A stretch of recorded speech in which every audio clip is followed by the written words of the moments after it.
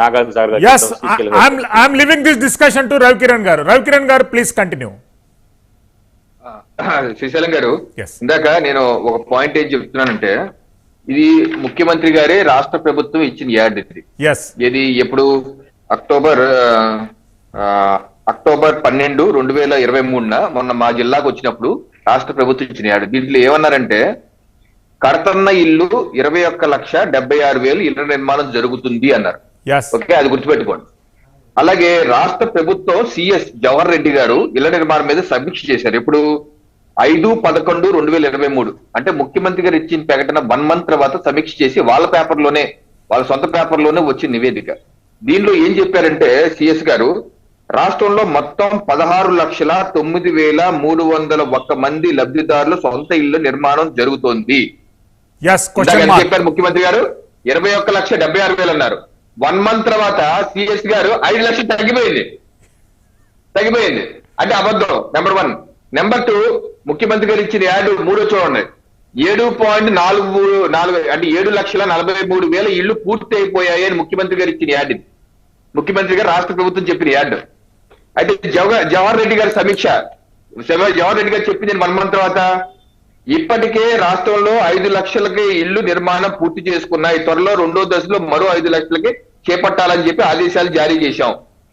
అంటే 5 లక్షలు మాత్రమే పూర్తయినాయి. ముఖ్యమంత్రి గారు ఇచ్చిన యాడ్ తర్వాత 1 month లో ఇచ్చిన సమీక్షలో జవహర్ రెడ్డి గారు ప్రభుత్వ ప్రధాన కార్యదర్శి అంటే ఏంటి, ముఖ్యమంత్రి గారు చిక్కటి చిరునవ్వుతో చెదరకుండా చక్కటి అబద్ధాలు చెప్తున్నారు. ఆ అబద్ధాలు చాటున నిజాలని రాష్ట్ర ప్రభుత్వం ప్రధాన కార్యదర్శి జవహర్ రెడ్డి చెప్తున్నారు. ఈ 2 మీ పేపర్లో వచ్చినాయే, నేను వేరే ఎల్లో మీడియాలో ఎన్ని తీసుకురావట్లేదు.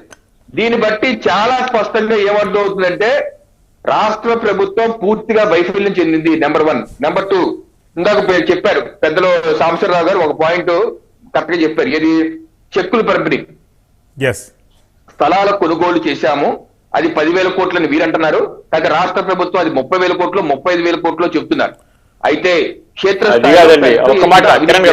చెప్పినట్టు మొత్తం మాట అండి, పర్చేసింగ్ 10,500 కోట్లు, 25 నుంచి 30,000 కోట్లు అన్ని పూర్తి అయ్యేటప్పటికి రాష్ట్ర ప్రభుత్వానికి పడతాయి. ఏది ఇన్ఫ్రాస్ట్రక్చర్, కరెంటు, వాటర్, అది లెక్క.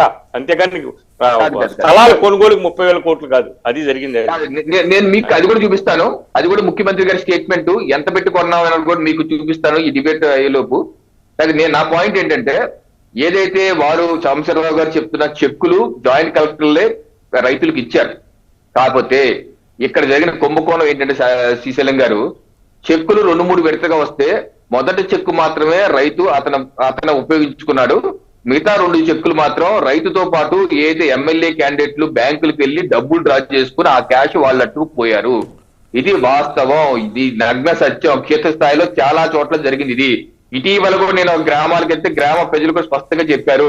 ఎందుకు అలా జరిగిందంటే, పోరంబోకు భూములు, ఊరు చివరి భూములు, శ్మశాన భూములు, లోతట్టు ప్రాంతాలు, ఇటువంటి సముద్ర పక్కన భూములు, ఇటువంటి అన్ని తక్కువ రేట్లు ఇవన్నీ ఆ రైతులతో ఆ ఎమ్మెల్యే. ఇప్పుడు ఈ 4 సంవత్సరాల్లో ఎమ్మెల్యేలు బాగా డబ్బులు చేసుకుంది కేవలం ఒకే ఒక్క పథకం, అందరికి ఇల్లు పథకంలో డబ్బులు చేసుకున్నారు.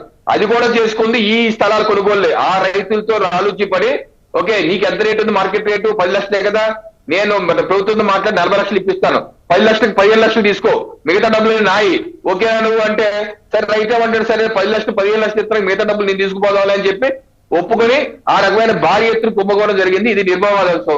ఇక 6వ అంశం మౌలిక వసతులు. మౌలిక వసతుల గురించి ఈ రోజు మీరు 17,005 లేఅవుట్లో తీసుకోండి, పట్టుమని 5-6 లేఅవుట్లో కూడా మౌలిక వసతి పూర్తి చేయలేదు.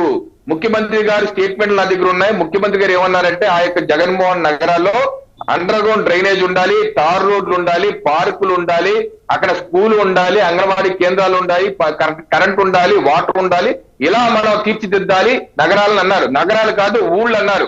అలా పట్టుమని ఒక్క లేఅవుట్ అంటే ఒక్క లేఅవుట్ చూపించండి, ఒకే ఉంటే 1-2 ఉండొచ్చాము కానీ ఎక్కడా అది లేవు. మరో విషయం, దానికి సంబంధించి నిధులు కూడా కేంద్ర ప్రభుత్వ నిధులు యూజ్ చేసుకుంటున్నారు. గ్రామీణ ఉపాధి హామీ పథకంలో రోడ్లు వేసుకుంటున్నారు, జల్ జీవన్ మిషన్ లో భాగంగా కరెంట్ ఇవ్వండి, మేము తప్పట్టాం, అదే ఇది కూడా తెలవాలి ప్రజలకి.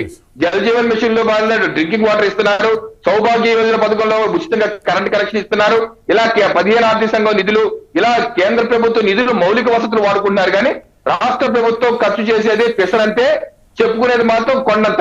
ఎస్ రవికిరణ్ గారు మళ్ళీ సాంబశివరావు గారు కొద్దిగా మీరు ముందుకు జరగండి సార్, స్క్రీన్ కొద్దిగా కరెక్ట్ సెట్ కావడంలో. సాంబశివరావు గారు మీరే ప్లీజ్.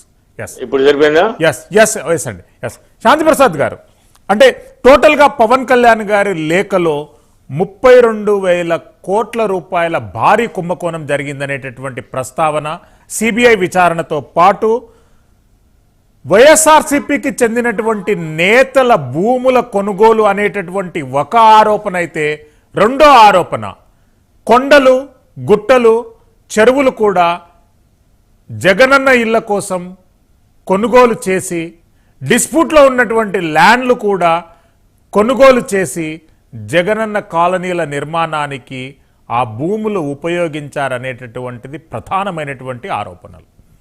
శాంతిప్రసాద్ గారు ఎట్లా స్పందిస్తారు? ఇప్పుడు నా మాట వినపడుతుంది? ఎస్ అండి, క్లియర్ అండి. ఎస్. ఇప్పుడు ఈ సంవత్సరం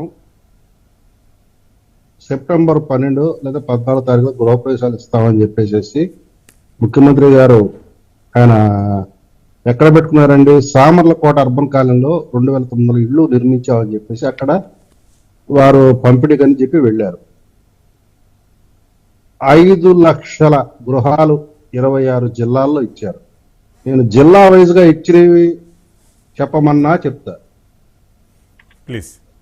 వారు చెప్పమంటే చెప్తాను. అనకాపల్లి 15,900, ఏలూరు 26,000. అవసరం లేదండి, అది కరెక్టే లేదు, కరెక్టే లేండి, అది కరెక్ట్, అవసరం లేదు. కాబట్టి చదవాల్సిన పని లేదు, అది కరెక్ట్, పూర్తయిన ఇల్లు అంతవరకు. ఈ సంవత్సరం 23వ సంవత్సరం పూర్తయ్యేటప్పటికి 5 లక్షల ఇళ్లు మాత్రమే కట్టారు. వాళ్ళు మొదటి దశలో అనుకున్నది ఎంత అంటే 15 లక్షల చిల్లర.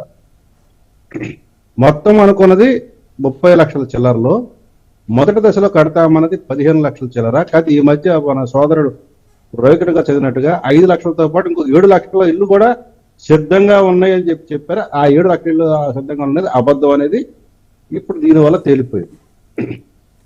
సో ఇప్పటికీ వారు చెప్పింది 5 లక్షల ఇల్లు. ఈ 5 లక్షల ఇల్లు ఎంతవరకు అయినాయో మనకు పూర్తిగా తెలియదు. ఇక భూముల విషయానికి వస్తే నేను మీకు కొన్ని ఫోటోలు చూపిస్తే మీరు ఆశ్చర్యపోతారు. ఇది చూడండి, మా మచిలీపట్నంలో జగనన్న కాలనీ వర్షం వస్తే ఒక చెరువు అయిపోయింది. రాజమండ్రిలో కూడాను, అంటే రాష్ట్ర వ్యాప్తంగా కూడా జగనన్న కాలనీల పరిస్థితి అట్లనే ఉంది శాంతి ప్రసాద్ గారు. ఎందుకంటే దేనికి ఒక వ్యక్తి ఈత కూడా కొడుతున్నాడు ఆ నీళ్లలో. ఒక మనిషి ఈత కొట్టేంత స్థాయిలో నీళ్లు నిలబడి ఉన్నాయి అక్కడ. అంటే ఏ మేరకు మెరక చేయాలా, మౌలిక వసతుల కల్పన అని ఇప్పుడు మా పెద్ద సాంసరావు జరుగుతున్నారు. అంటే దీనికి ఏ మేరకు మౌలిక వసతులు అంటే ఈ లెవలింగ్ జరపాలా? ఇప్పుడు పోలవరం నిర్మాణానికి ఈసీఆర్ఎఫ్ కడుతున్నంత ఎత్తులో కట్టాల్సిందే.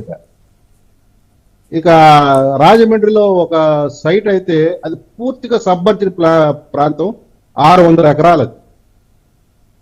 మీరు చెప్పింది అన్ని ప్రాంతాల్లో. ఇక్కడ జరిగింది ఏంటంటే రైతుల దగ్గర నుంచి భూమిని తక్కువ ధరకు తీసుకొని వీళ్ళు దాని ప్రభుత్వానికి ఎక్కువ ధరకు ఇచ్చారు. అక్కడ వీళ్ళు లబ్ధి పొందారు. అక్కడ రేట్లు పెరిగినాయి. అక్కడ దాదాపుగా చాలా వేల కోట్ల రూపాయలు చేతులు మారినాయి. ఇవన్నీ చేసిన అధికారులు కూడా నిశ్శబ్దంగా ఊరుకున్నారు. ఇట్లా చెప్పుకుంటూ వస్తే చాలా ఉన్నాయి.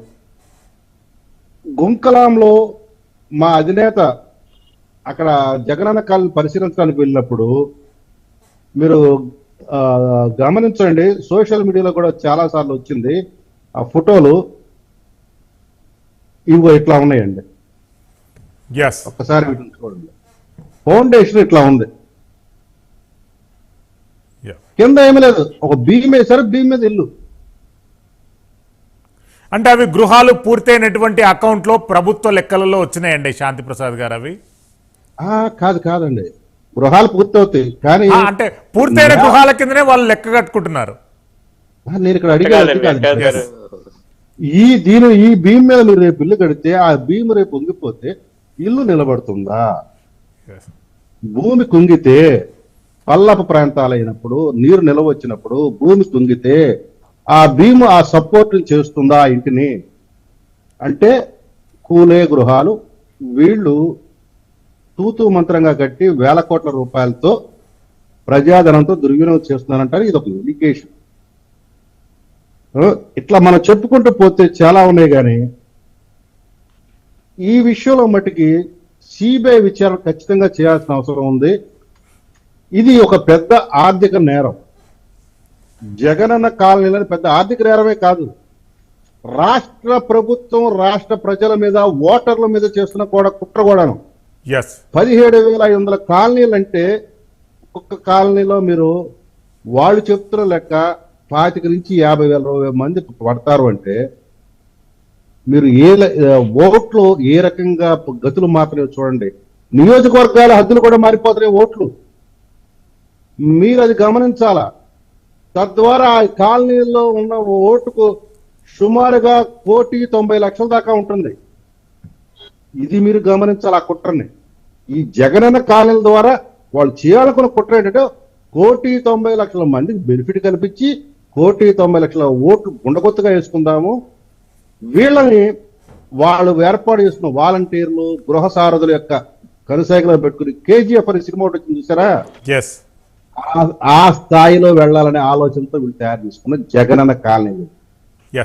సాంబశివరావు గారు, అయితే రాష్ట్ర ప్రజల అదృష్టమో జగన్ రెడ్డి దురదృష్టమో ఆ కుట్ర పారలేదు, ఆ గృహ నిర్మాణాలు జరగలేదు, అనుకున్న మేర కాలనీలు ఏర్పాటు కాలేదు.